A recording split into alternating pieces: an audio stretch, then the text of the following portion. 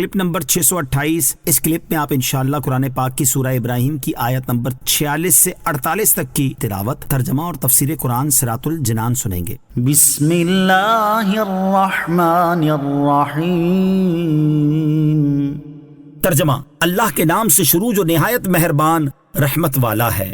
وَقَدْ مَكَرُوا مَكْرَهُمْ وَعِندَ اللَّهِ مَكْرُهُمْ وَإِن كَانَ مَكْرُهُمْ لِتَزُولَ مِنْهُ الْجِبَالُ فَلَا تَحْسَبَنَّ اللَّهَ مُخْلِفَ وَعْدِهِ رُسُلَهُ إِنَّ اللَّهَ عَزِيزٌ ذُو انتقام۔ ترجمہ: اور بے شک انہوں نے اپنی سازش کی اور ان کی سازش اللہ کے قابو میں تھی، اور ان کی سازش کوئی ایسی نہیں تھی کہ اس سے پہاڑ ٹل جائیں، تو تم ہرگز خیال نہ کرنا کہ اللہ اپنے رسولوں سے وعدہ خلافی کرے گا، بے شک اللہ غالب بدلہ لینے والا ہے۔ وَقَدْ مَكَرُوا مَكْرَهُمْ، اور بے شک انہوں نے اپنی سازش کی۔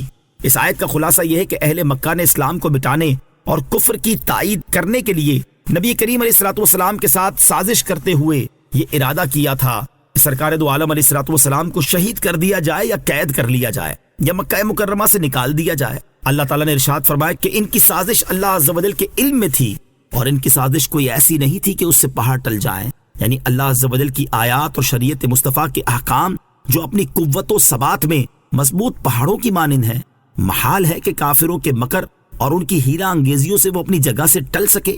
نوٹ: کفار مکہ کی سازش کی تفصیل سورہ انفال کی آیت نمبر 30 کی تفسیر میں گزر چکی ہے۔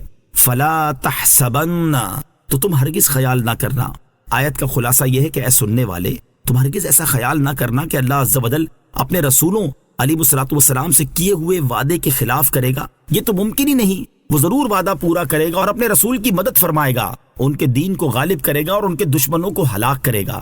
یوم تبدل الارض غیر الارض والسماوات وبرزوا للہ الواحد القہار۔ ترجمہ: یاد کرو جس دن زمین کو دوسری زمین سے اور آسمانوں کو بدل دیا جائے گا اور تمام لوگ ایک اللہ کے حضور نکل کھڑے ہوں گے جو سب پر غالب ہے۔ یوم تبدل الارض، جس دن زمین بدل دی جائے گی، اس دن سے قیامت کا دن مراد ہے۔ اور زمین و آسمان کی تبدیلی کے بارے میں مفسرین کے دو قول ہیں۔ ایک یہ کہ ان کے اوصاف بدل دیے جائیں گے، مثلا زمین ایک سطح ہو جائے گی، نہ اس پر پہاڑ باقی رہیں گے، نہ بلند ٹیلے، نہ گہرے غار، نہ درخت، نہ عمارت، نہ کسی بستی اور اقلیم کا نشان، اور آسمان پر کوئی ستارہ نہ رہے گا، اور سورج و چاند کی روشنیاں معدوم ہو جائیں گی۔ یہ تبدیلی اوصاف کی ہے، ذات کی نہیں۔ دوسرا قول یہ ہے کہ آسمان و زمین کی ذات ہی بدل دی جائے گی۔ اس زمین کی جگہ ایک دوسری چاندی کی زمین ہوگی، سفید و صاف ہوگی، جس پر نہ کبھی خون بہایا گیا ہوگا، نہ گناہ کیا گیا ہوگا، اور آسمان سونے کا ہوگا۔